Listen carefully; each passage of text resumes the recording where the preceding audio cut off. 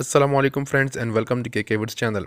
दोस्तों, जैसा कि आप जानते हैं कि मैं अपने मोटरसाइकिल यामाहा YB125Z में लिक्की मॉली 10W40 ग्रेड का ऑयल यूज़ कर रहा हूं।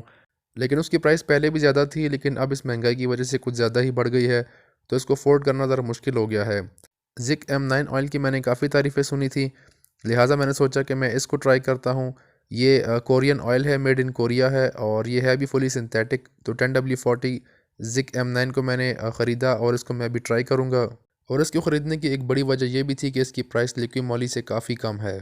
लिक्वी Molly 10W40 grade 1 litre bottle जो मैंने ख़रीदी थी लास्ट टाइम, तो वो 1500 की थी और अब उसकी प्राइस मज़ीद बढ़ गई है। मैंने एग्जैक्टली उसको अभी चेक नहीं किया, लेकिन बढ़ गई है उसकी प्राइस। और ये जो जिक बॉटल है, ये मैंने ख़रीदी है 10W40 ग्रेड की 1 लीटर की। ये मुझे मिली है 930 की, 930 रुपये की। तो ये उससे काफ़ी कम है प्राइस में। अभी इनिशियली तो फ़िलहाल मुझे ज़िक M9 काफ़ी अच्छा लग रहा है कि ये काफ़ी अच्छी क्वालिटी में है और आगे भी काफ़ी अच्छा परफॉर्म करेगा।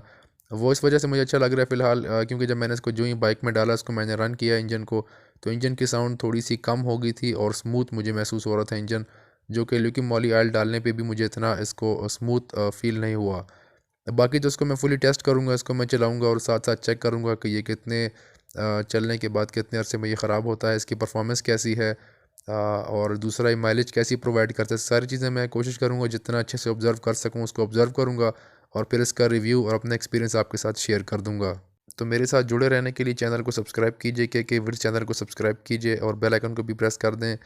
इंजन की जो साउंड है वो मैं आपको आखिर में वीडियो को चेक करा देता हूँ। उम्मीद करता हूँ ये वीडियो आपके लिए मालूमाती साबित हुई होगी। अपना ख्याल रखिएगा, दूसरों का भी ख्याल रखिएगा। अल्लाह हाफ़िज़।